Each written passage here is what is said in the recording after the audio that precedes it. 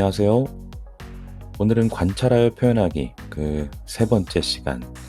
내가 좋아하는 최고의 과자, 가장 좋아하는 과자 포장지를 관찰하여 표현하는 시간 함께 보기로 하겠습니다. 여러분 출출할 때, 그리고 입이 심심할 때 무엇이 생각나나요? 선생님은 이런 입을 즐겁게 해주는 과자가 생각나는데요. 여러분들도 아마 여기 있는 과자 다 한 번씩은 맛봤을 겁니다. 자, 그런데 인터넷을 찾아보니까 이렇게 과자 포장지를 그림으로 이렇게 표현한 작품들이 있었어요. 자, 이걸 보면서 선생님이 한 가지 미술 사조를 떠올리게 됐습니다. 자, 여기 나와 있는 이것은 사탕들인데요. 여기 보면은 뭐 사탕, 그리고 뭐 젤리 같은 것도 있고요. 초콜릿 같은 것도 있고 다양한 것들이 있습니다. 자, 그런데 이게 사진일까요? 그림일까요? 사진 같다고요? 네, 그럼 이 그림은 어떻습니까? 자, 여기 이렇게 수도꼭지에서 물이 떨어지고 있고 다양한 음식을 만들 수 있는 조리 기구가 있어요. 그리고 여기 이제 물도 이렇게 튀어 있습니다. 자, 이 작품은 사진일까요? 그림일까요? 아리송하죠? 자, 지금까지 봤던 작품은 로베르토 베르나디라는 작가의 그림이었습니다. 자, 그림이었다고 하니까 좀 놀랍죠? 진짜 이것은 다 그림으로 그린 작품이고요. 마치 실제의 상황을 보는 듯한 그러한 작품입니다. 자, 이런 것들을 극사실주의 작품이라고 하는데요. 극사실주의라고 하는 것은 현실을 있는 그대로 완벽하게 그려내는 기법을 말합니다. 즉 사진이나 식물처럼 극사실적으로 그림을 그리는 방식을 취하는데요. 최근에는 나이지리아의 유명한 작가 아르니제 스탠리라는 이 작가가 꽤 관심을 받고 있습니다. 저기 뒤에 있는 저 그림이 사진 같죠? 네, 그림입니다. 관심을 끌고 있는데요. 우선 이 작가는 자기 얼굴을 이렇게 여기 보이시죠? 연필로 이런 정도까지 그리고 있습니다.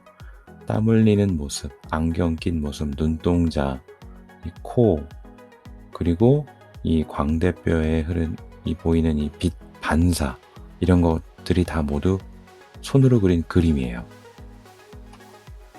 자, 이렇게 지금 연필로 작업을 하고 있는 장면이 보이시죠? 아직 미완성입니다. 여기 스케치도 보이고요. 자, 이렇게 연필로 땀 흘리는 부분까지 하나하나 근육, 핏줄, 그리고 바지에 이렇게 터진 부분까지 다 하나하나 그림으로 나타내고 있어요. 자, 완성 작품입니다. 자, 언뜻 보면 사진 같을 거예요. 근데 정말 사실처럼 진짜 내 눈앞에서 서로 이제 이렇게 레슬링을 하는 것과 같은 이 장면이 사진처럼 보이는 것 같습니다. 자, 우리나라에도 정중원이라는 작가가 이 극사실주의 기법으로 각광을 받고 있는데요. 이 작가가 그린 작품을 몇 개를 볼게요. 자, 여러분들 많이 봤죠? 네, 아이언맨의 주인공 로버트 다우니 주니어인데요. 자, 이런 이 극사실주의적 작품을 그리기 위해서 다음과 같은 과정을 거쳤습니다. 스케치와 채색, 그리고 조금 더 선명한 피부색들과 머리카락. 자, 이렇게 이러한 순서로 그림을 그리게 됐고요. 실제로 로버트 다우니 주니어는 이 작품을 자기 인스타그램에도 올리기도 했습니다. 자, 그리고 이 작가의 작품 중에는 또 선생님이 좋아하는 스타워즈의 제다이 기사도 이렇게 표현을 했어요. 그런데 과거 우리나라에도 극사실주의 화가가 있었다는 사실 알고 있나요? 자, 옛날 신라시대의 화가 솔거라는 화가가요, 황룡사 벽에 소나무 그림을 그렸습니다. 그런데 이거 너무 잘 그린 나머지 새들이 날아가다가 이 소나무에 앉으려고 한 거예요. 그래서 벽에 부딪혀서 죽는 일이 자주 있었다고 합니다. 그런데 세월이 흘러서 그림이 낡아가지고 다른 화공이 덧칠을 하니까 새들이 더 이상 날아들지 않게 되었다 라는 이야기가 삼국사기에 실려 있어요. 자, 이 얘기를 보면 극사실주의라는 게 떠오르죠. 진짜와 정말 비슷했다, 거의 진짜 같았다, 네, 이렇게 알 수 있습니다. 또 그리스에도 극사실주의와 관련된 옛 이야기가 있습니다. 자, 여기 보시면 지금 새들이 이 포도를 향해서 날아가고 있어요. 자, 어떻게 됐을까요? 네, 부딪혀서 떨어졌겠죠? 우리나라 솔고 이야기와 약간 흡사합니다. 자, 여기에는 두 인물이 등장하는데요. 제육시스와 파라시오스의 이야기입니다.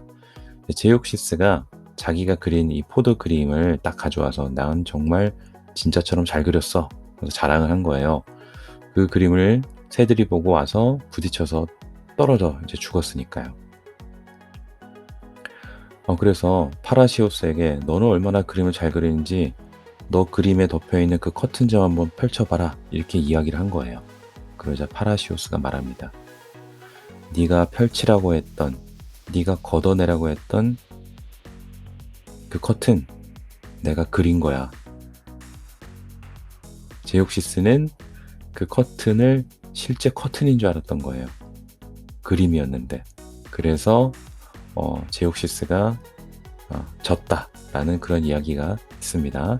자, 이 우리나라의 솔고의 이야기, 그리고 그리스의 제육시스와 파라시오스의 이야기, 둘 다 현실과 똑같이 사실처럼 그렸다는 거에서 바로 극사실주의와 관련이 있는 이야기가 되겠습니다. 그런데 왜 이런 그림을 그리는 걸까요? 사진을 찍으면 되지 않을까요? 자, 왜 그런지 정중원 작가의 이야기를 한번 들어보도록 하겠습니다.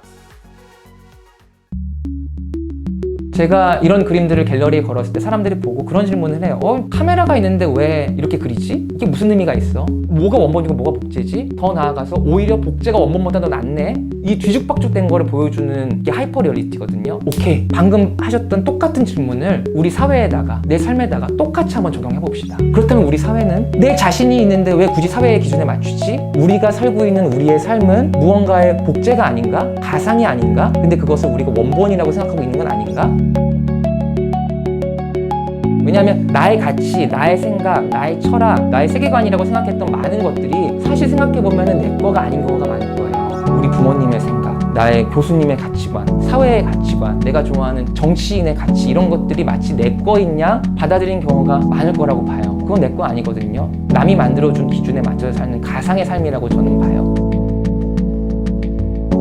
그러니까 이 하이퍼 리얼리티라는 게 왜 무섭냐면, 이거를 알고 즐기는 사람들은 정말 무한한 가능성을 가진 놀이터가 될 수 있을 거라고 봐요. 얼마나 재밌어요. 페이스북, 가상현실, 이거를 통해서 우리가 누릴 수 있는 정말 경험과 감정의 폭은 정말 무한대로 늘어날 거라고 보거든요. 근데 만약에 이걸 모르는 상태에서 그냥 남이 만들어준 세계에 갇히게 된다면 이거는 감옥 중에서도 가장 무서운 감옥이라고 봐요. 왜냐하면 적어도 실제 감옥은 사람들이 자기가 갇혀있다는 거 알아요. 근데 이 감옥은 내가 이 감옥이 갇혀있다는 것도 모르는 거거든요. 근데 정말 중요한 거는 그거를 경험하는 사람이 가지고 있는 주체적인 기준, 결국 내 삶에 대한 태도라고 봐요. 과연 내가 나만의 가치를, 나의 기준을 스스로 생성해내는 사람이냐, 아니면 남들로부터 그냥 받아들이고 그게 내 거라고 착각하는 사람이냐, 그 차이라고 봐요. 저는 그게 제일 중요하다고 보고, 그리고 저 기준의 요구에 맞춰서 내 현실의 삶을 조정해도 될까?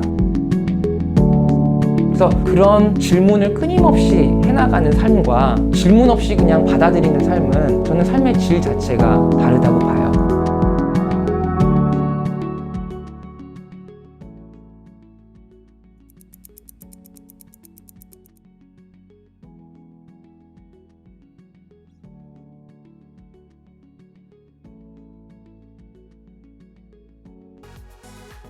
바로 정중원 작가는 이렇게 답하고 있습니다. 지금 내가 살고 있는 삶의 기준이 정말 나의 것이 맞는지, 아니면 내가 아닌 다른 사람의 기준이 마치 내 것인 것처럼 받아들이고 살아가고 있는 것은 아닌지 의심을 해봐야 된다. 내 것을 찾도록 나의 생각과 가치관을 항상 의심하고 나를 찾아가야 된다. 자, 이런 메시지를 담고 싶어서 이러한 그림을 그린다고 합니다. 자, 이런 극사실주의 기법이 필요한 분야가 있는데요. 바로 이 생물 도감이라는 부분에 가장 필요하다고 합니다.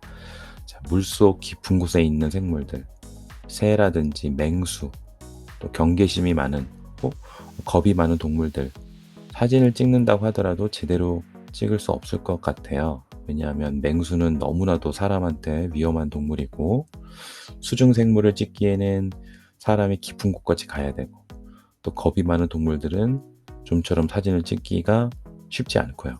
자, 그럴 때 극사실주의로 그림을 그려내면 작가가 원하는 대로 그림을 그릴 수 있습니다.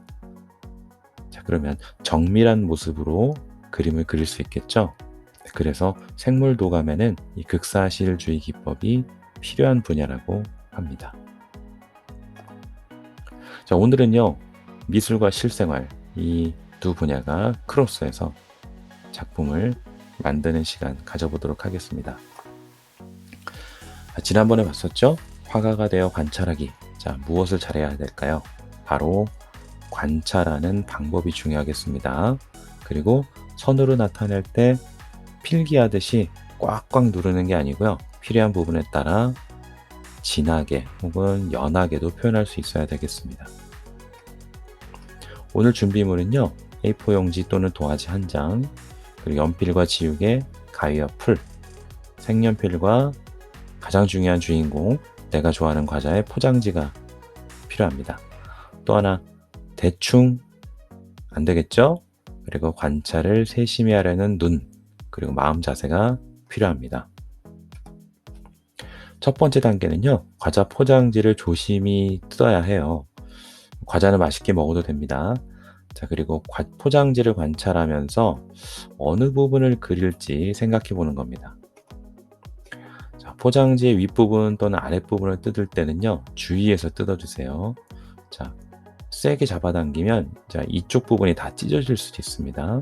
그래서 천천히 뜯고요. 과자는 다른 곳에 옮겨주세요. 자, 그리고 이 양쪽 가장자리가 이제 남았습니다. 이 가장자리 가위를 사용해서 잘라주면 이렇게 이 부분이 이제 붙어 있을 거예요. 자, 이 부분도 조심스럽게 떼어내 주도록 합니다. 천천히 떼어내 주세요. 그러면 이렇게 앞쪽 포장지만 남아있게 됩니다. 자, 이 부분을 잘 보고 어느 부분을 잘라낼지 천천히 생각해 보는 거예요. 오늘 이 모든 포장지의 앞면을 다 그리진 않을 거거든요. 이 중에 일부분만 잘라내고 그 부분을 그릴 겁니다. 자, 그럼 나는 이 정도로 잘라내서 그려볼까? 혹은 이 정도를 잘라내서 그려볼까? 또는 이 정도를 잘라내볼까? 자, 이렇게 생각할 수 있겠죠? 단 여러분들이 그릴 수 있을 만큼만 잘라내면 좋겠습니다. 너무 욕심내서 전체를 다 그리려고 하지 않아도 괜찮아요. 알겠죠? 오늘이 일부분입니다. 그런데 설마 이렇게 잘라내는 친구는 없겠죠? 이렇게는 곤란합니다. 네.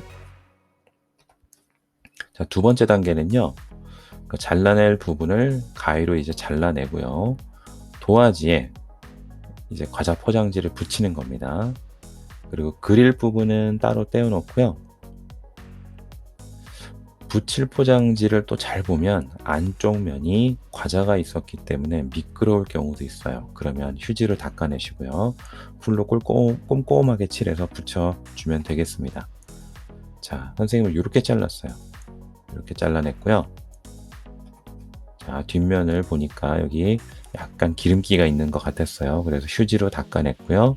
일단 풀칠을 해서 이렇게 붙였습니다. 자, 저는 이만큼, 이 정도의 공간을 이제 그릴 거예요. 자, 이제 3단계입니다. 잘라낸 부분을 기존의 부분에 대어보면서 윤곽을 먼저 그립니다. 자, 윤곽을 그릴 때는 전체적인 비율을 고려해서 그리고요. 이제 윤곽을 그렸으면 세부적인 부분도 그려내야 되겠죠? 그때 전체와 또 부분을 또 비교해가면서 나타내야 되겠습니다. 자, 이때 연필을 너무 세게 누르면서 그리지 않았으면 좋겠고요. 왜냐하면 이제 색연필로 칠하기 위해서는 흐리게 힘을 세게 주지 않고 스케치를 해야 합니다. 자, 교과서에 이렇게 나왔습니다. 강조하고 싶은 부분은 힘을 줘 진하게, 연하게 그리고 싶은 부분은 힘을 빼고 연하게거든요. 오늘 색연필을 색칠하기 때문에 연하게만 표현해도 괜찮아요. 자, 그리고 신발 그림을 그릴 때, 신발을 관찰해서 그릴 때, 자, 윤곽선 흐리게, 안쪽은 선명하게, 그리고 세부적인 부분도 세밀하게 이렇게 돼 있거든요.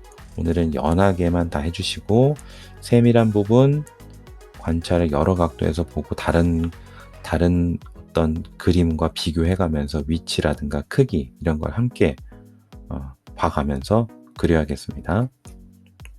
자, 먼저 잘라낸 조각 옆에 놓고 그려도 되고요. 다시 대보기도 하고 위치 조율해 가면서 확인해 봅니다. 자, 그래서 선생님이 이렇게 윤곽 표현을 했어요.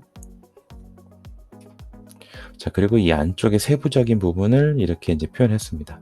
자, 그릴 때 이 오징어 할 때 이 이응 부분도 이어나가야 되잖아요. 이어나갈 때 여기 오자와 징자 할 때 지읒 위치 비교해 가고요. 자, 별 위치하고 오리온의 오자, 그리고 온자가 끝날 때 어느 정도에 위치하는지, 자, 이런 것도 다 따져가면서 그리는 겁니다. 아시겠죠? 자, 그래서 이 하나만 집중하지 않고 이 글자가 다른 글자와 비교했을 때 어느 위치에 있는가를 꼭 따져봐야 되겠습니다. 자, 이렇게 해서 안쪽 부분까지 그리면 이제 제일 중요한 단계예요. 자, 스케치할 때 선생님이 연하게 해달라고 부탁했습니다. 자, 스케치된 부분을 살살 지운 후에 이제 색을 칠할 거예요.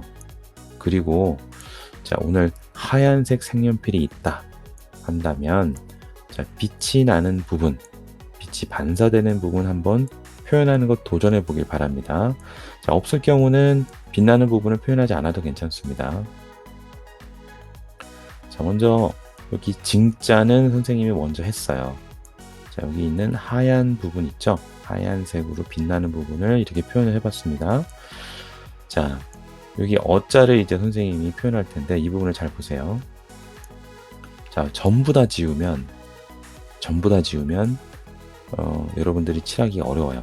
그래서 자, 어자를 내가 칠한다고 할 때 이 어자만 살살살살 먼저 지우개를 지워주는 겁니다. 일부분을.